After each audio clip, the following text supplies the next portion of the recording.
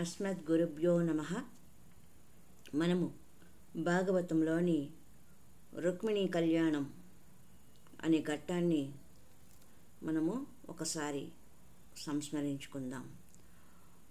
బలరాముడు రుక్మిణి చంపుట. రుక్మిణీదేవి అంటే చాలా ఇష్టం, కానీ కృష్ణుని మీద మాత్రం అంత పెద్ద ప్రీతి లేదు. పాము చుట్టం, పడగ విరోధం. ఇది చాలా ఆశ్చర్యకరంగా ఉంటుంది. చాలా కుటుంబాలలో ఈ లక్షణం ఉంటుంది. అల్లుడు గారు కావాలి, కానీ అల్లుడు గారి నాన్నగారు అమ్మగారు కానీ ఉండకూడదు. ఆ అబ్బాయి వీళ్ళింటికి అల్లుడు అవ్వాలి, ఆ పిల్లవాడికి అక్క చెల్లెళ్ళు ఉండకూడదు. అల్లుడు గారు తన భార్య అక్క చెల్లెళ్ళని ఎంతగానో ఆదరించాలి, కానీ ఆ పిల్లవాడు తన అక్క చెల్లెళ్ళను చూడకూడదు. కొంతమంది ఆలోచనలు ఇంత హేయంగా ఉంటాయి.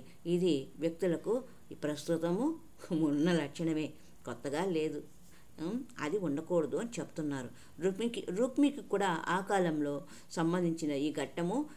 రుక్మి అనే ఉన్నాడు కదా, రుక్మిణి యొక్క సోదరుడు, అతనికి కూడా ఇలాంటి చెడు భావాలే ఉన్నింది అనే దానికి ఈ ఉదాహరణ మనకు చెప్పారు. రుక్మికి సంబంధించిన ఈ ఘట్టము ఇందుకు సంబంధించిన విషయాలను విశదపరుస్తుంది. పురాణాలలో మన పురాణంను మనము సమన్వయం, మన జీవితానికి కూడా సమన్వయం చేసుకోవాలి. అంతే కదండి. ఆ కాలంలోనూ ఉన్నారు, ఈ కాలంలోనూ ఉన్నారు. అల్లుడు మనకు కావాలి, అల్లుడు తరపు బంధువులు మనకు అవసరం లేదు. కోడలు మనకు రావాలి, కోడలు తరపు బంధువులు మనకు అవసరం లేదు. ఇది ఈ కాలంలో ఉన్న పోకడ. అప్పుడు మాత్రమే మనం దాని వలన మనం ప్రయోజనం పొందగలుగుతాం, లేకపోతే అది మన జీవితమును ఉద్ధరింపదు.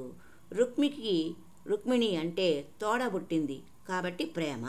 కృష్ణ భగవానుడు అంటే అంత ప్రీతి లేదు. రుక్మి తన కుమార్తె అయిన రుక్మవతిని మేనల్లుడైన ప్రద్యుమ్నుడికిచ్చి వివాహం చేశాడు.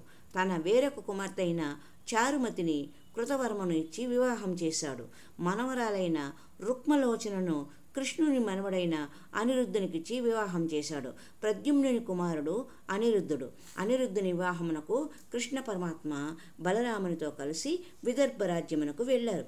అక్కడ వివాహ వేడుకలు చాలా సంతోషంగా జరిగిపోయాయి. వేడుకలు పూర్తి అయిన పిమ్మట కొత్త పెళ్లి కొడుకు, పెళ్లి కూతురు అందరూ బయలుదేరుటకు సిద్ధపడుతూ ఉన్నారు. అక్కడికి కళింగరాజు వచ్చాడు. కళింగరాజు లేనిపోని పెద్దరికం తెచ్చిపెట్టుకునే తత్వం కలిగినవాడు. తాను చాలా బాధపడిపోతున్నాడు. వారందరూ అలా సుఖంగా ఉండడం అతనికి సహింపరాని విషయం. వెంటనే అతను రుక్మిణి యొక్క సోదరుడైన రుక్మి దగ్గరకు వెళ్ళి, ఏమయ్యా, నీకేమైనా బుద్ధి ఉన్నదా? నీకు జరిగిన అవమానం ఎంత తొందరగా మర్చిపోయావు? నీ కూతురిని కృష్ణుడు కొడుకుకిచ్చి వివాహం చేస్తావా? ఆ రోజున కృష్ణుడు తన ఉత్తరీయం తీసి నిన్ను బండిని చక్రమునకు కట్టి కత్తిపట్టి నీ జడను పాయలుగా గొరిగి వదిలిపెట్టాడు కదా. అప్పుడు రాజులందరూ నిన్ను చూసి నవ్వితే నీవు కటకమునకు రాజధానిగా చేసుకొని ఉండిపోయావు. ఇవాళ ఆ రుక్మిణీదేవికి కృష్ణునికి పుట్టిన కొడుక్కి నీ కూతురునిచ్చి పెళ్లి చేస్తావా?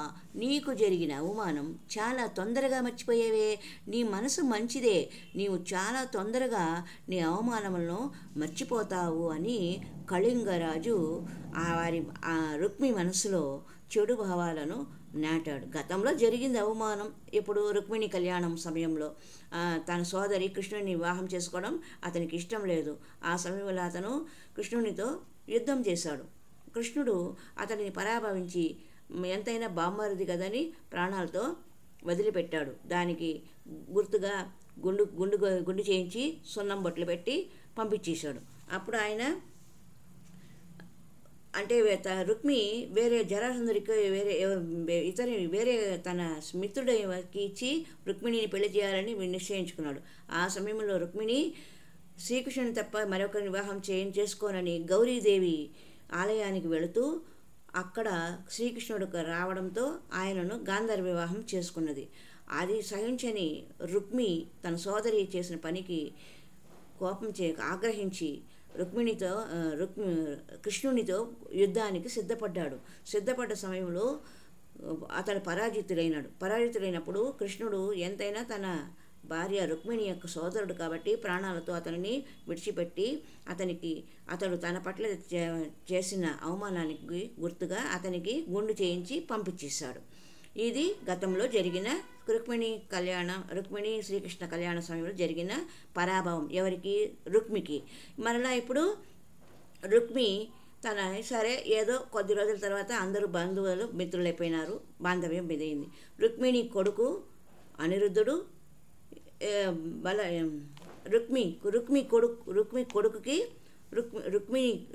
కొడుకు రుక్మి కూతురుని వీళ్ళిద్దరికీ సంబంధం బాంధవ్యాలు ఏర్పడింది, వివాహం జరిగింది. ఆ సమయంలో కళింగరాజు అతనికి చెడు భావనలు బోధించాడు. నీవు ఏమిటి గతంలో జరిగిన అవమానాన్ని అంతా మర్చిపోయి మరలా ఇప్పుడు వారితో మరలా సంబంధ బాంధవ్యాలు చేశావు అని కృష్ణుని పట్ల ద్వేషభావాన్ని రగిలించాడు. అతని మాటలు విన్న రుక్మి బలరామకృష్ణుని ఎలా అవమానించగలను అని కళింగరాజుని అడిగాడు. అప్పుడు కళింగ భూపతి ఏం చేస్తాడు? ఏమి లేదయ్యా, బలరాముడికి జూదం ఆడడం అంత బాగా రాదు. నువ్వు జూదమునకు రమ్మనమని ఆహ్వానిస్తే రానని అనడు కదా, కాబట్టి బలరాముడిని జూదమునకు రమ్మనమని పిలువు. అతడు వస్తాడు, పందెము పెట్టు, వరుసగా ఓడిపోతాడు. ఓడిపోయినప్పుడల్లా నవ్వుతూ ఉండు. బలరాముడు కోపోద్రేకుడైపోతాడు. అన్నగారు అలా ఓడిపోతుంటే నువ్వు నవ్వుతుంటే కృష్ణుడి మనసు ఖేదపడిపోతుంది, అంటే కష్టపడిపోతుంది. అలా నీకు వచ్చిన పాచికలతో వాళ్ళని బాగా అవమానం చెయ్యి. అప్పుడు నీకు గతంలో జరిగిన అవమానానికి అది చెల్లవుతుంది అని ఆ కళింగరాజు రుక్మికి దురాలోచన చేయించాడు, దుష్టభావనలను పెంపొందించాడు. ఇప్పటి వరకు వాళ్ళతో ఎంతో సంతోషంగా ఉన్నాడు వివాహ వేడుకల్లో. రుక్మి బలరాముడిని జూదమునకు పిలిచి ఓడిపోయినప్పుడల్లా నవ్వుతున్నాడు. బలరాముడు ఎంతన్నా వియ్యంకుడు కదా అని సహిస్తూ ఉన్నాడు. కృష్ణుడు అన్నీ ఎరిగి ఉన్నవాడు కాబట్టి ఏమి తెలియనివాడిలా చూస్తూ ఉన్నాడు. ఆఖరున బలరాముడికి కోపం వచ్చి 1,00,000 రూకలు అంటే 1,00,000 రూపాయలను పందెంలో పెట్టాడు. ఆ బలరాముడు గెలిచాడు. నేను గెలిచాను అన్నాడు బలరాముడు. నువ్వు గెలవలేదు అన్నాడు రుక్మి. అక్కడ కూర్చున్న వారు రుక్మి పక్షం వహించినట్లుగా ఏమి జవాబు చెప్పకుండా ఊరుకున్నాడు. అప్పుడు బలరాముడు సరే వేరొకసారి 1,00,000 రూపాయలు పెడుతున్నాను అని పందెం పెట్టాడు. మళ్ళీ ఆడి గెలిచాడు. ఇప్పుడు కూడా నేనే గెలిచాను అని అన్నాడు. ఇప్పుడు కూడా నేనే గెలిచాను అన్నాడు రుక్మి. అశరీరవాణి ఈ ఆటలో బలరాముడే గెలిచాడు అని పలికింది. రెండవసారి కూడా బలరాముడు గెలిచాడు. ఇంత ఆ అశరీరవాణి చెప్పిన రుక్మి నవ్వుతూ నువ్వు గొల్లల్లో పుట్టినవాడివి, ఆవుల వెంట దూడల వెంట అరణ్యములలో తిరుగుతూ గోవులను కాసుకునేవాడివి, నీవు రాజులతో జూతమాడడం ఏమిటి, నీవేమి మాట్లాడుతున్నావు అన్నాడు. బలరాముడు ఇంక వీడిని ఊరుకోవడానికి వీలు లేదని అనుకున్నాడు. రుక్మిని ప్రోత్సహించిన కళింగ భూపతిని చూసి తను కూర్చున్న ఆసనం మీద నుంచి లేచి కళింగ భూపతి ముఖం మీద చేయి వేసి మెడ విరిచేశాడు. పళ్ళు ఊడిపోయి కింద పడిపోయి కళింగ భూపతి నెత్తురు కక్కుకొని చచ్చిపోయాడు. ఉద్బోధ చేసినతనే కదా చెడు మాటలు చెప్పి, అందుకని ఫస్ట్ అతనిని శత్రుత్వాన్ని వదిలించుకున్నాడు. ఎవరు? బలరాముడు. రుక్మి దగ్గరకు వచ్చి కంఠం కింద చెయ్యి వేసి పైకెత్తి ఒక్క దెబ్బ కొట్టాడు. మూతి వెనక్కి వెళ్ళిపోయి నెత్తురు కక్కని రుక్మి కూడా చచ్చిపోయాడు. అప్పుడు కృష్ణుడు లేచి రుక్మిణి బయలుదేరదామా అన్నాడు. అయ్యో తప్పకుండా బయలుదేరదామన్నది రుక్మిణి. ఆవిడికి కృష్ణుడు ఎంత చెప్తే అంత. తన పుట్టింటి వారు అనే మమకారములు ఆవిడకు లేవు. నా భర్త ధర్మమూర్తి, ఆయనకు తెలుసు ఏమి చెయ్యాలో, ఆయన ఏమి చేస్తే అది యథార్థమని రుక్మిణి మాత శ్రీకృష్ణుడిని మనసా వాచ త్రికరణ శుద్ధిగా నమ్మింది కాబట్టి ఆయన ఎంత చెప్తే అంత అని తన అన్న రుక్మి బలరాముడి చేతిలో మరణించిన ఏమాత్రము దిగులు చెందకుండా వెంటనే అక్కడ ఒక్క నిమిషం కూడా ఉండకుండా అక్కడ పుట్టింటి నుండి వెళ్ళిపోయింది. తన భర్తతో కలిసి రుక్మిణీదేవి రథం ఎక్కి వెళ్ళిపోయింది. బలరాముడు కూడా వెళ్ళిపోయాడు. యాదవులు కూడా వెళ్ళిపోయారు. అందుకే అంటారు శత్రుశేషము పితృశేషము అనేది ఉంచుకుంటే అది ఎప్పటికైనా మనలను వెంటాడి వేధిస్తూ ఉంటుంది అన్న విషయము ఈ కృష్ణుడు రుక్మి బలరాముల జీవితంలో జరిగిన సంఘటన. ఆనాడు తన సోదరిని ఇచ్చి వివాహం చేసే సమయంలో కృష్ణుడితో వైరము పెంచుకున్నాడు రుక్మి. మరలా కొద్దిగా పోనీలేని తన బామర్ది కదా అని కృష్ణుడు దయతో అతనిని వదిలిపెట్టేశాడు. ఆ రోజు ఉపేక్ష వహించాడు. రెండవసారి బలరాముడి చేతిలో మరలా వైరాన్ని తనంతట తానే కొని తెచ్చుకొని యాదవులను అవమానించి భార్య చేతనే తన ప్రాణాలను పోగొట్టుకున్నాడు.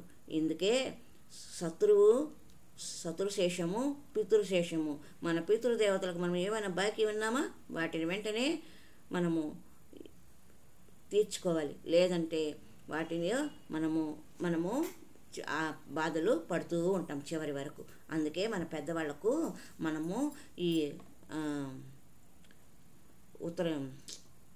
మహాలయ పక్షాలలో అటు 7 తరాలు 7 తరాల వాళ్ళంతా జ్ఞాపకం చేసుకొని పితృదేవతలకు పిండ తర్పణాలు కానీ శ్రాద్ధ కర్మలు చేసేటప్పుడు శ్రద్ధతో చేసేస్తే వారి నుండి మనకి ఎటువంటి కష్టాలు రావు. అంటే గతంలో చిన్నప్పుడెప్పుడో మనకు మన పెద్దల వల్ల ఎప్పుడో మనకు గొడవలు వచ్చి ఉంటాయి.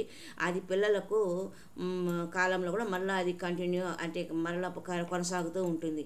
ఇలాంటి వాటి వల్ల ఎండల్లో మనకు ఏం జరుగుతుందంటే ఏదో గొడవలు, మానసిక అశాంతి ఇలాంటివి అన్నీ ఉన్నా కూడా ఏదో ఒక అశాంతితో మనము జీవించవలసి ఉంటుంది. అందుకు చూడండి, అప్పుడు రుక్మిణి వివాహ కాలంలో భంగపడిన రుక్మి తన పగను మళ్ళా కళింగ భూపతి రెచ్చగొడితే మళ్ళా ఆవేశపడిపోయాడు. అందువల్ల ఇప్పుడు మరలా తన కుమారుడి వివాహ విషయంలో కూడా వచ్చినప్పుడు కుమార్తె వివాహ విషయం సందర్భంలో మరలా బలరాముని అవమానించిన తర్వాత అతని చేతిలో చనిపోవడం అనేది జరిగినది. అందుకు మనము మొదట చేయవలసింది పగలు ప్రతీకారాలు అనేవి ఎప్పటికప్పుడు లేకుండా చూసుకోవాలి. అసలు ఆ భావనే మనలోకి రాకుండా చూసుకోవాలి. లేదు గతంలో ఏదైనా ఉంటే కూడా వాటిని మంచిగా సమస్యలు మంచి మాటలతో పరిష్కరించుకునే ప్రయత్నం చేయాలి. ఆ విధి వేరుతో సహా వాటిని తీసినప్పుడే మనము మన జీవితాన్ని సుఖ సంతోషాలతో ముందుకు నడుపుకోగలం. అది మనకు ఈ వివాహ బంధాల వల్ల వచ్చే వైరం. ఈ కాలంలో కొడుకు కోడలు పెళ్ళిళ్ళైతే ఏదో ఒక చిన్న విషయంతో జీవితాంతం వాటిని సాగదీస్తూ మనస్పర్ధలతో మనశ్శాంతి లేకుండా అటు వర్గము ఇటు వర్గము తమ పిల్లలు పెద్దవాళ్ళైనా కూడా వారి వివాహ సందర్భాలలో వారికి జరిగే శుభ సందర్భాలలో కూడా మనము ఇలా బాధపడడానికి కారణము మనమే ఏర్పరచుకున్న చెడు భావనల ప్రభావమే ఇవన్నీ అనే విషయము ఈ కథ బలరాముడు, కృష్ణుడు, రుక్మి వీరి నలుగురి మధ్యలో జరిగిన విశేషాల ద్వారా మనం తెలుసుకున్న సందేశం. హరి ఓం తత్సత్.